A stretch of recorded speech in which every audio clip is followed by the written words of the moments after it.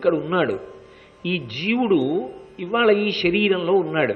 ఈ జీవుడు ఎక్కడి నుంచో వచ్చాడు. కాతే కాంత కస్తే పుత్ర సంసారోయమతీవ విచిత్ర కస్యత్వం కక్కుతయాయాత తత్వం చింతియ తదీయభ్రాత అంటారు మొహముద్గరంలో శంకర భగవత్పాదులు.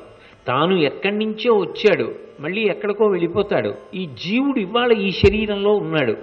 ఓ 20 ఏళ్ల తర్వాతో 25 ఏళ్ల తర్వాతోనైనా ఈ జీవుడు ఈ శరీరంలోంచి వెళ్ళిపోతాడు కదా. వెళ్ళిపోయిన తర్వాత ఏం చేయాలి? పునరపి జననం పునరపి మరణం పునరపి జననీ జఠరే శయనం. మళ్ళీ ఇంకొక శరీరంలోకి వెళ్ళాలి. మళ్ళీ ఆ శరీరంలోకి వెళ్ళాక కూడా ఒక కోరిక ఉంటుందిగా, ఆ శరీరం ఆరోగ్యంగా ఉండాలని ఉంటుందిగా, ఆ శరీరానికి ఆకలిస్తుందిగా, అప్పుడు అన్నం కావాలిగా, దానికి దాహం వేస్తుందిగా, మంచినీళ్లు కావాలిగా, దానికి కొన్ని కోరికలు ఉంటాయిగా, ఆ కోరికలు తీరాలిగా. మంచి భార్య కావాలని ఉంటుందా? పోనీ ఆడదిగా పుడితే మంచి భర్త కావాలని ఉంటుందా? మంచి భర్తో మంచి భార్యో సమకూరాలా? బిడ్డలు కలగాలా? వాళ్ళకి అన్నవస్త్రాదులు ఇచ్చి పోషించాలా? వాళ్ళని చదివించాలా? దేహీన వాళ్ళ దగ్గర చెయ్యి చాపకుండా సంతోషంగా బ్రతకాలా? ఏం అడ్డు పెట్టి అలా ఇవ్వాలంటే? ఇక్కడ చేసిన పుణ్యం ఏమైనా ఉంటే ఆ పుణ్యాన్ని అడ్డుపెట్టి ఉత్తర జన్మలలో అనుగ్రహిస్తాడు. ఆ పుణ్యం చెయ్యకుండా ఉత్తర జన్మలలో నాకు రమ్మంటే ఈశ్వరుడు ఎక్కడి నుంచి ఇస్తాడు? ఇక్కడ చేసినది ఉంటే ఇస్తాడు. పాపపుణ్యములే కదా సుఖదుఖములుగా వస్తున్నాయి. అందుకే దేవీ భాగవతం చేస్తూ వ్యాస భగవానుడు ఒక మాట అంటాడు, నరుడు పరతంత్రాణం పుణ్యపాపానుయోగత అంటాడు.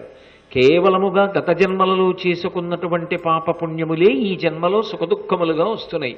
వస్తున్నప్పుడు మరి ఈ జన్మలో పుణ్యం చేయకుండా వచ్చే జన్మలో సుఖపడదామని ఎలా అనుకుంటావు? కాబట్టి పుణ్యం చెయ్యాలి. పుణ్యం చెయ్యాలి అంటే ఈ జీవుడి కోసం కూడా చూసుకోవాలిగా. భార్య గురించి చూస్తున్నావు, మంచిదే, తప్పు లేదు, చూడవలసిందే. బిడ్డల గురించి చూస్తున్నావు, మంచిదే, చూడవలసిందే. స్నేహితుల గురించి ఆలోచిస్తున్నావు, మంచిదే, ఆలోచించవలసిందే. బంధువుల గురించి ఆలోచిస్తున్నావు, మంచిదే, ఆలోచించవలసిందే. కానీ మరి నీ గురించి నేనన్నప్పుడు ఇలా చూపిస్తున్నావుగా. ఈ జీవుడి కోసం ఏం చేసుకుంటున్నావు? వాడి కొరకే అని చెయ్యొద్దు, వాడి కొరకే అన్నప్పుడు ఈ శరీరాన్ని వాడాలి. దీంతో ఒక దేవాలయంలో పల్లకీ పట్టుకోవాలి, దీంతో ఒక దేవాలయాన్ని తుడవాలి, దీంతో దేవాలయం పాత్ర సామాను కడగాలి, దీనితో స్వామివారి ఉత్సవంలో నడవాలి, దీనితో భగవంతుని యొక్క సేవ, భాగవతుల యొక్క సేవ, పెద్దల యొక్క సేవ చెయ్యాలి. శరీరంతో చెయ్యగలిగినది శరీరంతో చెయ్యాలి. మనసుతో ధ్యానం చేసి పరమేశ్వర వైభవాన్ని దర్శనం చెయ్యాలి. వాచికంగా కనీసం రోజు ఓ గంటో 2 గంటలోనైనా భగవంతుని యొక్క కీర్తిని ప్రకటించాలి కదా. నోరు నవ్వంగ హరికీర్తినుడువడేని రోజు కాసేపు ఏ విష్ణు సహస్రనామ స్తోత్రమో భగవంతుని నామావళో ఏదో చదవాలి కదా. ఈశ్వరుడు నోరిచ్చినందుకు. మిగిలిన ఏ ప్రాణికి లేదుగా కంఠం, మిగిలిన ఏ ప్రాణికి మాట లేదుగా, ఒక్క మనుష్యుడికేగా ఉన్నది. మరి ఆ లోపల ఉండవలసిన స్వరపేటిగా అయినప్పుడు ఆ మాట ఈశ్వరుడు ఇచ్చినప్పుడు ఆ మాట చేత తరించగలవు అన్నప్పుడు ఆ మాటని ఎంతవరకు వాడుకున్నావు? అది వాడాలి కదా. ద్రవ్యాన్ని ఈశ్వరుడు ఇవ్వకపోతే, నీకు ఒక విభూతి ఇవ్వకపోతే ఆ విభూతి ద్వారా డబ్బు ఎలా వస్తుంది? వీడేదో చదువుకున్నాడని నన్ను తీసుకెళ్ళి ఒక చోట కూర్చోబెట్టి ఉద్యోగంలో నాకు ప్రభుత్వం డబ్బిస్తోంది, ఆ విభూతి నాకున్నది అంటే ఆ చదువుగా నా యందు ప్రకాశించిన వాడు ఆయనేగా. మరి ఆయనది ఇచ్చినప్పుడు మళ్ళీ వచ్చే జన్మలో కూడా సుఖపడాలి అంటే నేను నా జీవుడి కోసం ఏదైనా చెయ్యాలిగా. ఓ పుణ్యకార్యం చెయ్యాలా వద్దా? కాబట్టి తనకొచ్చిన ధనంలో ఒక వంతు తన కొరకు ఖర్చు పెట్టాలి. తన జీవుడు తరించడానికి ఆయనని కూడా ఒక సభ్యుడిగా చూసుకుంటూ ఉండాలి. మా ఆవిడ, మా పిల్లలు అని లెక్కలోనికి తీసుకున్నప్పుడు నా జీవుడు, వీడి కోసం ఏం చేసుకుంటున్నా? ఏమైనా చేసుకుంటున్నానా? కాసేపు ఏమైనా భగవన్నామని చెప్తున్నానా? కాసేపు ఆర్షగ్రంథ పఠనం ఏమైనా చేస్తున్నానా? రోజు 1 గంట సేపు ఏమైనా మంచి మాటలు మాట్లాడుతున్నానా? నాకున్న దాంట్లో ఏదైనా ఖర్చు పెట్టి పుణ్యంగా మార్చుకుంటున్నానా? మరి ఏమీ చేయకపోతే జీవుడికి ఏమిటి ఆఖరణ? నువ్వు ఇక్కడ ఏం సంపాదించావో అదంతా పనిచేసుకుంటారు, వెళ్ళిపోతుంది. ఆ తర్వాత జీవుడికి ఏం మిగులుతుంది? వాడికి అని పుణ్యం లేదు, వాడు మళ్ళీ ఇంకో జన్మలో కెడతాడు. అప్పుడు వీళ్ళతో సంబంధం లేదు, ఈమె భార్య కాదు, వీళ్ళు బిడ్డలు గారు, ఈ బంధువులు బంధువులు గారు, ఈ స్నేహితులు స్నేహితులు గారు, అక్కడ వేరు బంధువులు వేరు స్నేహితులు. ఒకవేళ ఆ బిడ్డలే పక్కనే ఉన్నా తెలియదు వాళ్ళు నా బిడ్డలు గత జన్మలోని, మరి అప్పుడు నువ్వు సుఖపడడానికి పుణ్యము కావాలి కదా, అప్పుడు నీ జీవుడు మాత్రం నీతోనే ఉంటాడుగా. ఇదేగా బట్ట మార్చుకుంటుంది వేషం, ఇంకో శరీరం తొడుక్కుంటోందిగా. పునర్జన్మ సిద్ధాంతం ప్రాణం కదా సనాతన ధర్మానికి.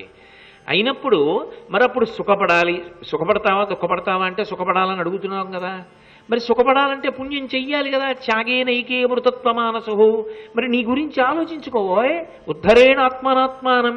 ఎవరో నీకేదో చేస్తారని ఎందుకు అనుకుంటావు? నువ్వు విడిచిపెట్టి వెళ్ళిపోయింది తర్వాత నీ పేరు చెప్పి ఎవరో దానాలు చేస్తారు ధర్మాలు చేస్తారని ఎందుకు అనుకుంటావు? నీ ఓపిక ఉండగా తీర్థయాత్ర చేయి, నీ ఓపిక ఉండగా నీ చేత్తో దానం చేసుకో, నీ చేతిలో ఓపిక ఉండగా కొంత ఖర్చు పెట్టు. అది తెలియక ఆయన అలా పెట్టేస్తాడండి అంటే అంటారు. కానీ నువ్వు నీ జీవుడి గురించి చూసుకో, కొంత మంచి కార్యక్రమాలకి వెచ్చించకపోతే ఏమైపోతావు? రేపు పొద్దున్న ఎలా వస్తుంది నీకు పుణ్యం రమ్మంటే? కాబట్టి సంపాదించిన దానిలో ఒక వంతు తన కొరకు, ఒక వంతు స్వజనుల కొరకు. స్వజనుల కొరకు అన్న మాటకు అర్థం ఏంటి?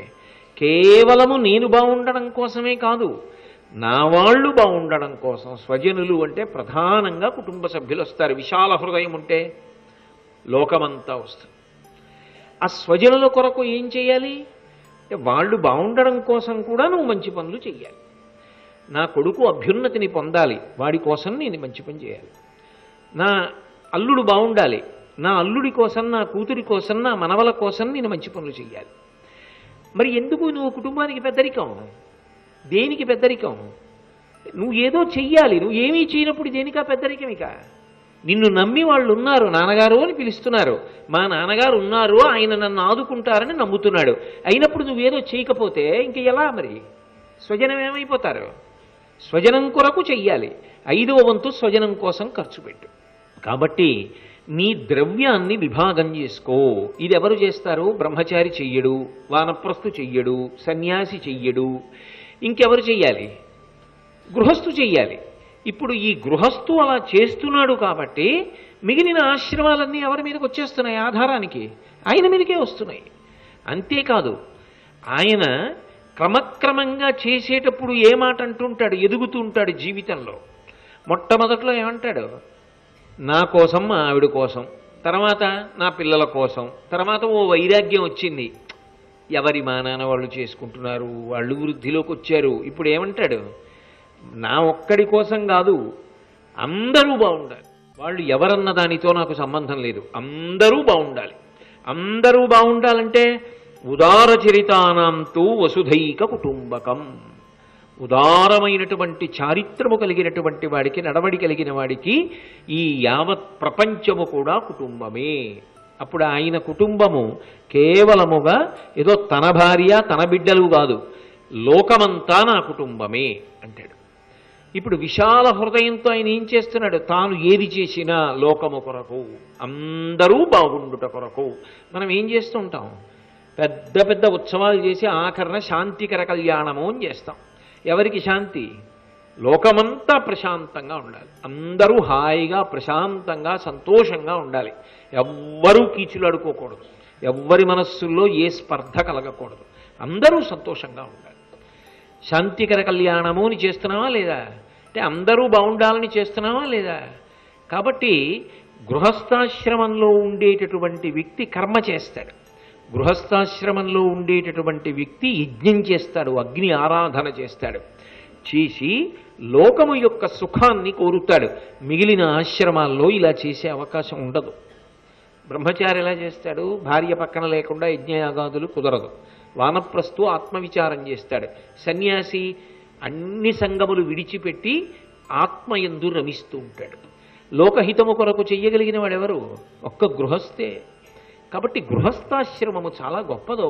అంత పవిత్రమైన ఆశ్రమంలో ఉన్నావు కాబట్టి ఎదిగి నువ్వు తరించు. 10 మంది లోకంలో సంతోషంగా ఉండడానికి నువ్వు కారణం కావాలి. ఒక గృహస్థు ఉన్నాడు అంటే అమ్మయ్యా అనుకుంటాడు బాటసారి. వచ్చిన అతిథికి అన్నం పెడతాడు ఆ మహానుభావుడు గృహస్థు. అందుకే అతిథి దేవో భవ, అతిథి అభ్యాగతి అని ఇద్దరు ఉంటారు. అతిథి అన్న మాటలో ఆహ్వాన ప్రక్రియ ఇమిడి ఉంటుంది. అంటే నేను మీ ఇంటికి వచ్చి అయ్యా మీరు తప్పకుండా రేపు మా ఇంటికి రండి, దేవతార్చన చెయ్యండి అన్నాను అనుకోండి. దేవతార్చన అంటే భోజనం చేయమని. మీరు మా ఇంటికి వచ్చి భోజనం చేయండి అని ఆహ్వానించాను అనుకోండి. నేను మీకోసం ఎదురు చూస్తూ ఉంటాను ఇంటి దగ్గర. ఎన్ని గంటలకు రాగలరు? 1 గంటకు వస్తానండి అన్నారు. 1 గంటకు మీరు వస్తారని నేను వండి పెట్టుకుంటాను. వండి పెట్టుకుని అతిథి తినగా మిగిలినది ఏదో అది భగవంతుని యొక్క ఉచ్ఛిష్టంతో సమానం. అందుకని నేను వీధిలో నిలబడి ఎదురు చూస్తూ ఉంటాను. అతిథి వచ్చాడు, రండి రండి, కాళ్ళు కడుక్కోండి, చేతులు కడుక్కోండి, లోపలికి రండి, దేవతార్చన కూర్చుంటారా అని కూర్చోపెట్టి మెల్లిగా తినండి, వేళ దాటిపోయింది, తొందరపడకండి, కడుపు నిండా తినండి అని ఆయనకి కడుపు నిండా భోజనం పెట్టి పంపిస్తున్నాను. అతిథి నేను ఆహ్వానిస్తే వచ్చినవాడు. పరమ ప్రేమతో ఆయన పట్ల ఆహ్వానం చేసి ఆయనకి భోజనం పెట్టి పంపిస్తున్నాను. అభ్యాగతి అంటే నేను పిలిస్తే వచ్చినవాడు కాదు, నేను అన్నం తింటుండగా అనుకోకుండా వచ్చాడు. అనుకోకుండా వచ్చాడు అనుకోండి, అభ్యాగతి స్వయం విష్ణు. అతిథి దేవో భవ. అతిథి ఈశ్వరుడే, అభ్యాగతి స్వయంగా విష్ణువే. ఎప్పుడైనా పరమేశ్వరుడు అనుగ్రహించాలి అనుకుంటే అకస్మాత్తుగా అన్నం తింటున్నప్పుడు వస్తాడు. వచ్చి తలుపు కొట్టాడు అనుకోండి, అప్పుడు విష్ణు వచ్చాడని భావన. అందుకని ఏం చేస్తారంటే వెంటనే అన్నం పెట్టడానికి ఒకవేళ భార్యాభర్తలు ఇద్దరు తిని ఇంతే ఉందనుకోండి, పెట్టలేరు కదా, అప్పుడు కనీసం 2 పళ్ళైనా చేతికిచ్చి పంపించాలి. అన్నం తింటుండగా వస్తే అలా పంపించరు. మనం పిలవకుండా వస్తే అభ్యాగతి, మనం పిలిస్తే వస్తే అతిథి. అతిథిని అభ్యాగతిని కూడా ఆదరించేది ఎవరు? గృహస్థు. గృహస్థు ఆదరిస్తాడు. అదే చాలామంది ఇళ్లలో అసలు అతిథికి పెట్టకుండా తినరు, అదొక వ్రతం కింద ఉంటుంది.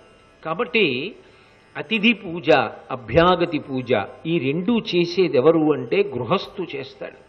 అందుకే గృహస్థాశ్రమంలో ఉండి ఎంతసేపు మనకేని దాచుకున్నది కాదయా గృహస్థాశ్రమం ధర్మరాజా.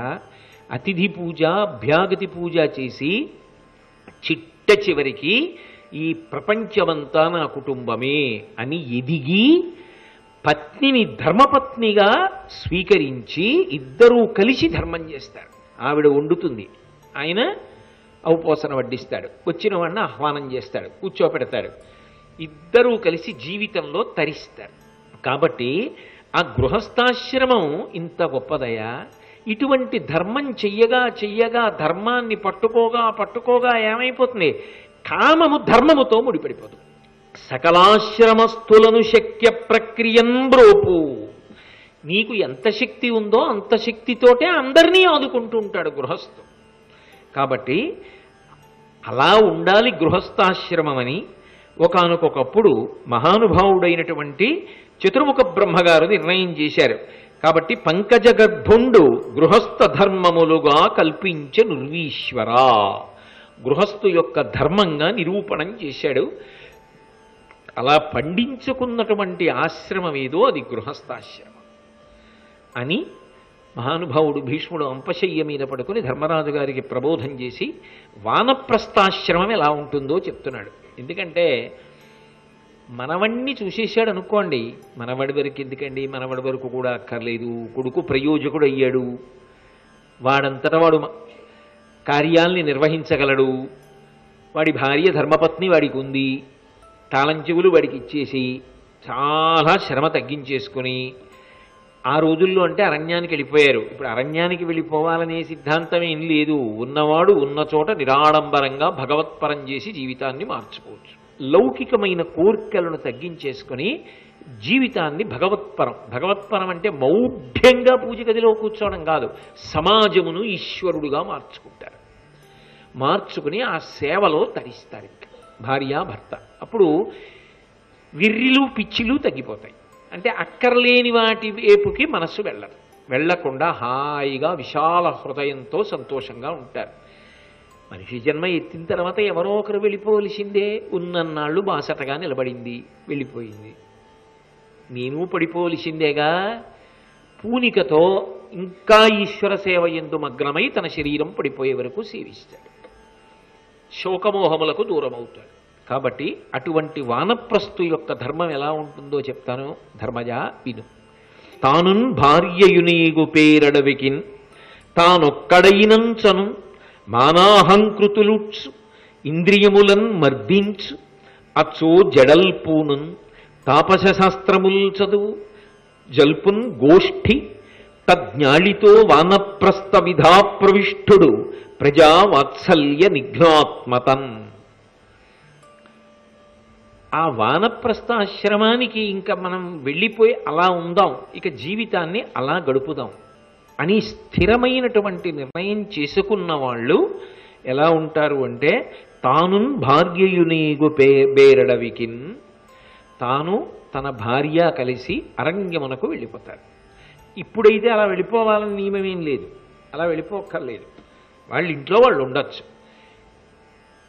ఇంకా దస్తావేజుల మీద తాళం చెవుల మీద వ్యామోహం పెంచేసుకోకుండా ఉంటే చాలు.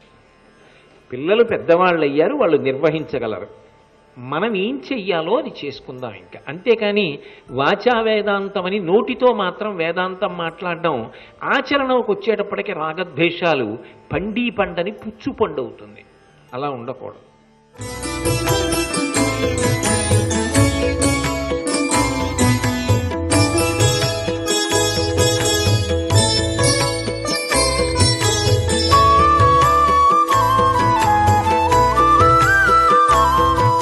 సర్వం శ్రీ ఉమామహేశ్వర పరబ్రహ్మార్పణమస్తు.